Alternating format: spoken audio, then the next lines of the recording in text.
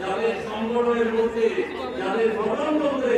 রূপরেখার মধ্যে থাকবে যাদের মধ্যে ইসলামী আন্দোলনের যে পরিষ্কার আছে সংখ্যালঘুদের অধিকার পরিষ্কার এই জিনিস আমি কাউকে দেখি নাই তাদের প্রমাণ আজকে এই মহান সমাবেশে আমাদের মতো মানুষকে না বললে হয় না।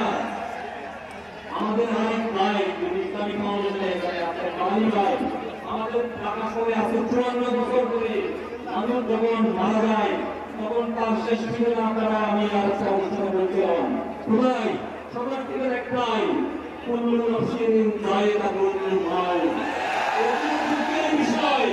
আমরা যখন মারা যাই আমাদের সেই ঠিকানা টাকা করে কোথাও ছিল না আমাদের এক ভাই মাদানী ভাই যেটা এই সরকারের সাথে আঘাত করে এই সরকারের সাথে পরিশ্রম করে তাই আমি আজকের এই সমাবেশ থেকে আমাদের ব্যক্তিগত পক্ষ থেকে এই সংগঠনের সভাপতি জানাচ্ছি উনি একটা ভালো কাজ করেছেন। কয়েকটা জিনিস সময়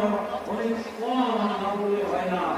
আপনারা দেখবেন স্বাধীনতার 54 বছর ধরে আজকে আমাদের যারা বলবো মাইনরিটি এদের সুখ দুঃখ হাসি কান্না বলার মতো কোনো সুযোগ নাই। কারণ যেভাবে ইলেকশনগুলি হয় আপনারা দেখবেন একাদশ জাতীয় সংসদ ইলেকশন হয় আপনারা এই আন্দোলন যে ভোট পেয়েছিল অথচ সেই ভোটে চতুর্থ নম্বরে হয়। দুঃখের বিষয় ভোট পেলে কি হবে এই যে সুবন্ধের বাকি এই জন্য আমাদের প্রয়োজন প্রফেশনে যেতে বিরাট এটা খুব প্রয়োজন। কেন আমি যদি আমার ভোট দেওয়ার পরে আমার রাইট এস্টাবলিশ করতে না